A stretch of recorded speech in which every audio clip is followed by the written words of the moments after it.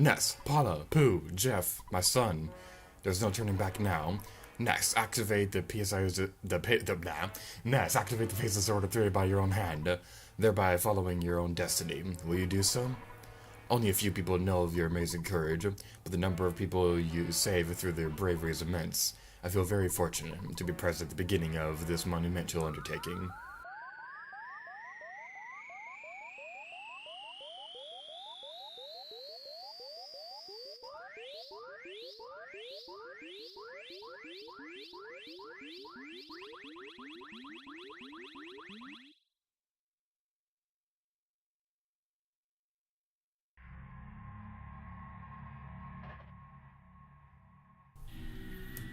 Hello everybody, my name is here to you, and welcome back to Let's Play EarthBound. In the previous video, we did everything there was to do in the world, really, and we prepared for our final battle. So, yeah, this place, very, very different tone from the rest of the game, I must say. But this place is honestly one of my favorite parts of EarthBound. We'll be getting more why a little bit later, but first we have some new enemies. This is the nuclear reactor robot. We also have the Ghost of Starman right there, but we've already seen his stats, so I'm not going to be going over those again. But this is the nuclear reactor robot. 798 HP, 0 power points, 142 offense, 185 defense, 46 speed, 8 guts, 53,152 experience, so $820 to defeat them. Has a 16 and 120 chance of dropping a super bomb. Weaknesses: 25% roll fire, 75% roll freeze, 10% fast, 0% process, 50% brain, 10% hypnosis. Attacks replaces fuel supply, PSI Gamma, and fires a beam and level damage. So, what I highly recommend you do is I highly recommend that you have the PSI Shield up and running, and you're going to want to use the mirror ability on this guy because he will be able to replenish his fuel supply. This is just like that other enemy that's very similar to this one that I can't remember the name at the top of my head that was in the Stonehenge base, so we also use the mirror ability for. Oh my god, the shield is protecting the teddy bear too, so cute. Yeah, like that other robot that was in Stonehenge base, the mirror ability is very useful to use with the nuclear reactor robot, so that you can use PSI Gamma without having to use any power points. So let's finish this guy off. Be defeated already, and you exploded. So, fun story, my first playthrough of this game, I was really paranoid because I knew this was going to be like the very final part of the game. So, whenever I got into a battle, if I took any damage at all, I would race back over to the phase disorder to heal myself. The phase disorder will be able to heal your party member. It's like a excuse me. The phase disorder is like a hotel, so it's pretty useful to go over there. Although you do have to go kind of out of your way to get back over there. And the Cave of the Past is a very, very linear area, so no, I don't want them to bass. I don't want them to bass that guy. You want to make sure to save as much many power points as you possibly can for the final boss. So make sure you have plenty of items that can replenish your power points. The magic puddings and things like that from Magic Hand, it's a good idea to buy those while you're over there. I didn't because I figured I didn't really need them. It's probably a bad idea in hindsight, but what are you gonna do?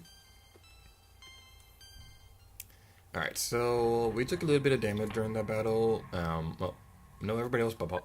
I'm gonna heal Paula. Everybody else is fine.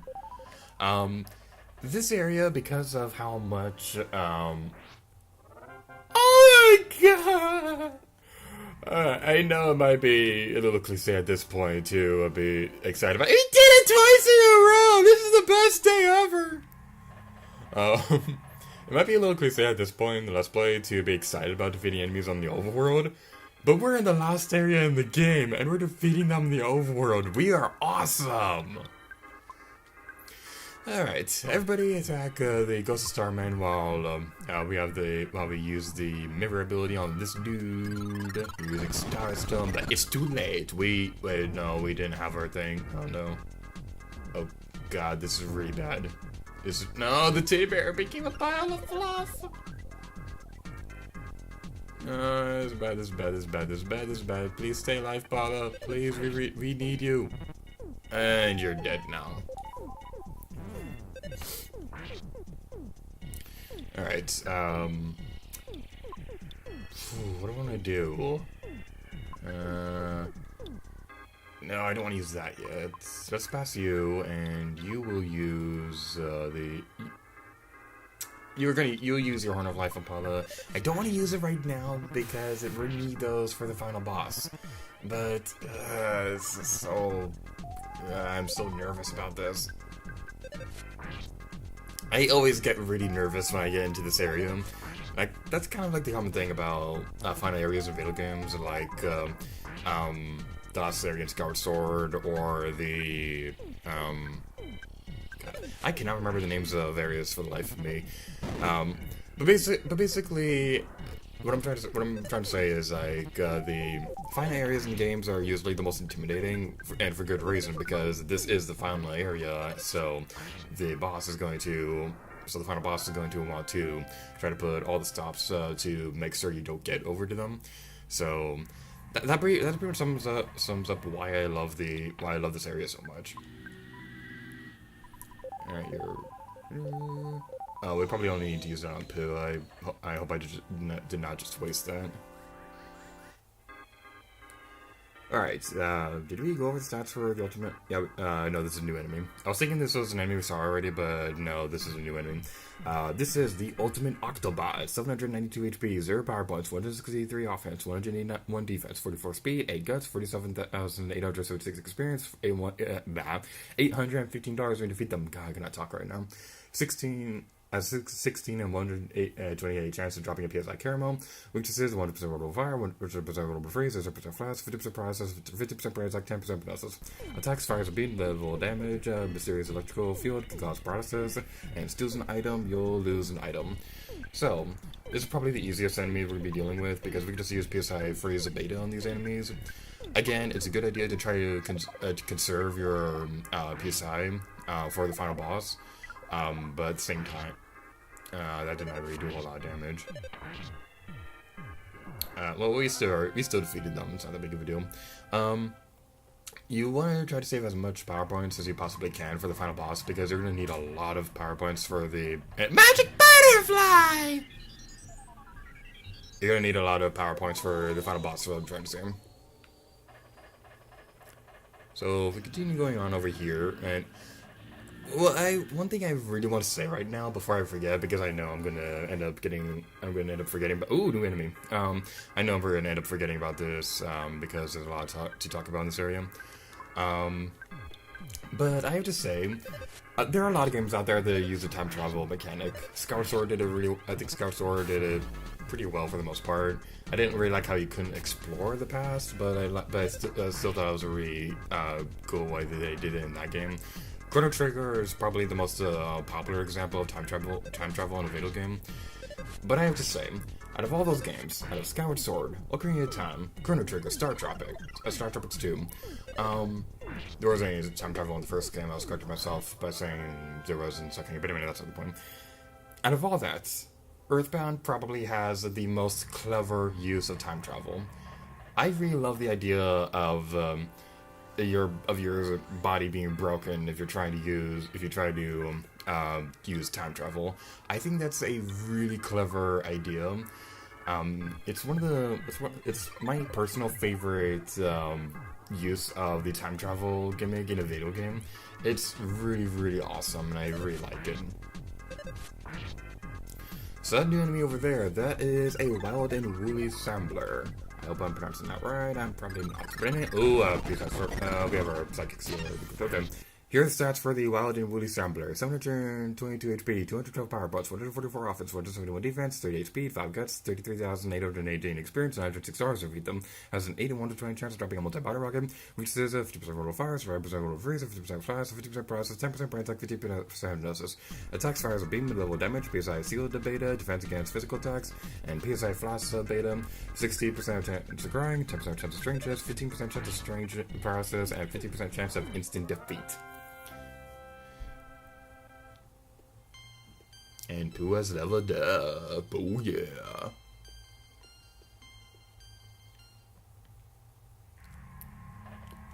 Ness open the present. There's a legendary bat inside. Ness takes it. Now, unless I'm mistaken, this is Ness's ultimate weapon. So now we have everybody's ultimate weapon. We have, wait, what are their names? What are their ultimate weapons called? Yeah, I don't particularly care right now. But the point right now is that we have all the ultimate weapons in the game. We don't have the ultimate thing of equipment for the Goddess Ribbon. But like I said earlier, in the previous video, I didn't particularly care that much to go on my way to go get that. But the point right now is that we have the legendary bat, and I forgot to equip it during the battle, so now I feel like an idiot.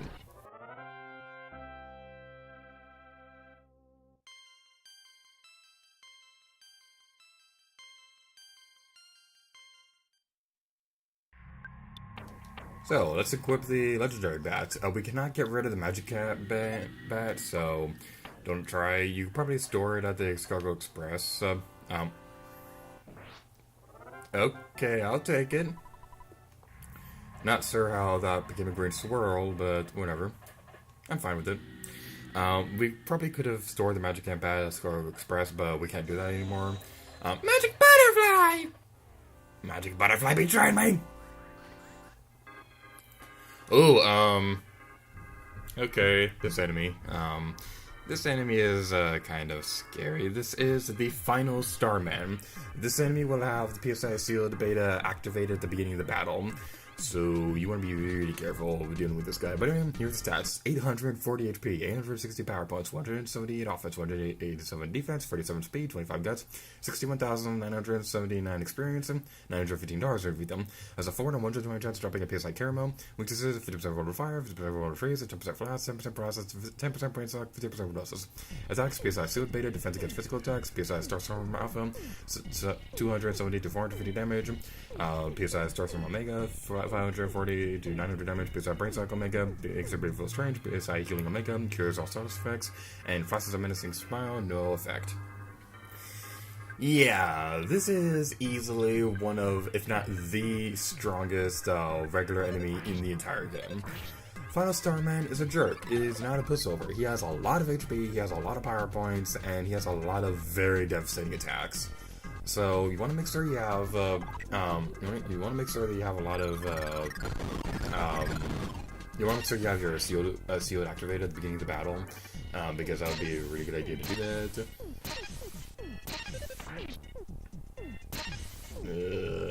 Okay, I always get really nervous fighting this enemy because he's not really vulnerable to anything.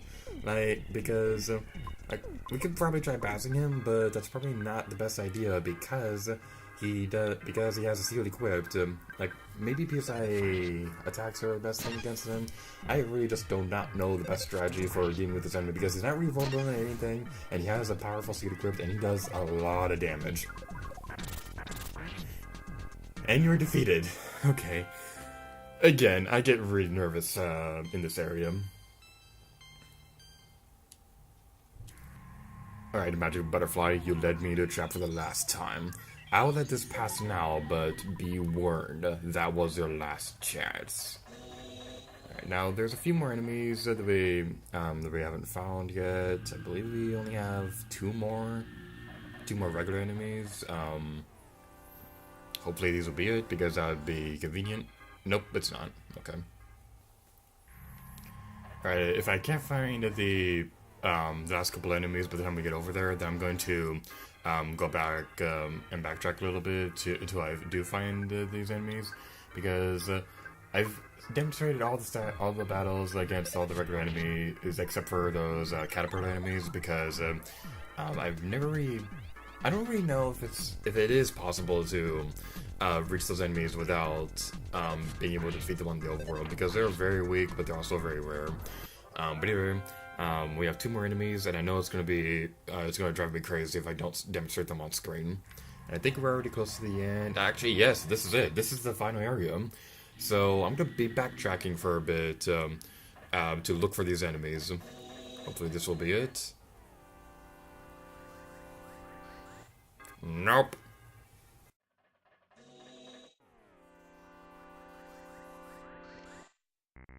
Alright, this is the Bionic Kraken, 900 HP, 60 power points, 155 offense, 195 defense, 42 speed, 1 gun, 50,308 experience, $960 to defeat them. Is a 1-1 return chance dropping a Gutsby Bat, pretty useless at this point in the game. Weaknesses, 50% vulnerable fire, 50% vulnerable freeze, 50% flash, 50% process, 50% Brainshock, 10% hypnosis.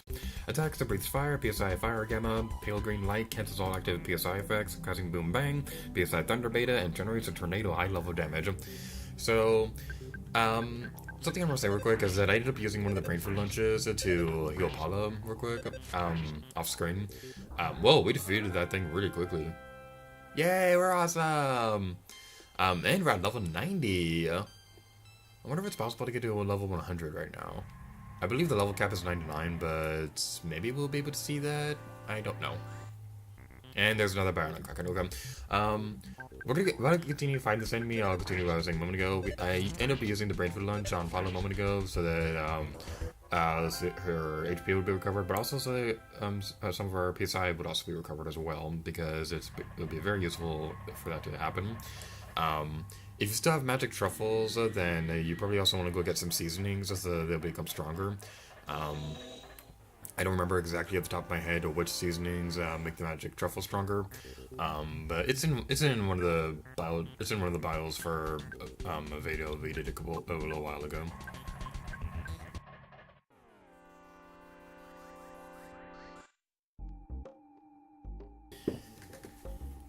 This enemy took a really long time to finally stop. Do you want to know how long? Look at the video length and remember that, because my recording session is at 45 minutes at this point. Yeah, this guy certainly took his sweet time, but anyway, here are the stats for the Squatter Demon, who's definitely not a reskin of the Boogie Giant, absolutely not. 774 HP, 60 power points, 158 offense, 192 defense, 45 speed, 25 guts, 48,311 experience, $897 to defeat them. Has a 2 in 120 chance dropping a Horn of Life. Weaknesses, 100% over fire, 25% over freeze, 50% flash, 0% process, 50% Brainshock, 10% paralysis. Attacks, poisonous fangs can cause poison. PSI Hypnosis Alpha can cause sleep. Sealed Killer removes a party member sealed, and bites hard, diamondizes a party member. So, yeah, there is an enemy in this area that can diamondize you, so that's not a very good thing. And you got poisoned. Yeah, okay, this enemy is probably up there with the final Starman as... Okay, I was just about to say the strongest enemy here, but I was just proven wrong, because we beat that enemy fairly quickly. I was also just about to say we're close to the... these enemies are... Okay, I want to heal Jeff before we do anything else. We're very close to the phase disorder, so I'm not too concerned about losing power points at this moment. But what I am a little upset about is the fact that I had to backtrack between the Cave of the Past like 3 times to find that one enemy. And you stole my skip sandwich, you jerk. Well, at least it wasn't something I needed, like a Horn of Life or a multi-body rocket or anything like that. Speaking of which, one of the enemies, I don't remember exactly which one, but off-screen it also stole a PSI Caramel. And also off-screen, something really weird happened. There's a little glitch that happened. It wasn't game-breaking or anything like that, it was very minor. Okay, before I continue to talk about that, I should probably talk about this. The repair, that's pretty much staying in like a hotel where it will completely revive your party member. Communicate, you'll be able to talk to Nessa's father or something. Wait, what?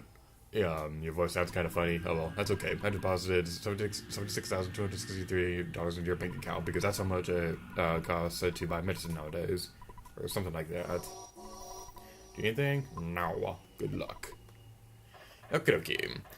Now I'm gonna finish telling the story real quick. I'm gonna flash on screen what exactly happened. But what happened was basically Ness healed right when the battle ended. So the battle stayed on screen even after all the enemies were defeated and all the text was gone. It stayed on screen until Ness's HP was fully revived. I'm not entirely sure why this happened, but I'm really happy that I got it on camera because there have been so many glitches in the past that that I was really sad that I was not able to capture on camera. A good example I could think of, and I think I already talked about this in a recent Wind Waker video. I don't know the exact timelines of when these videos are going to be coming out, but it's going to be in a but I also talk about this in a Wind Waker video soon. But there's a glitch in Super Mario Galaxy 2 where a ground pounded into a launch star on the Boom Galaxy, and Mario oversaw one of the planets, and it kept flying for a really long time. He kept getting smaller and smaller as he went further away until eventually the camera went over to him.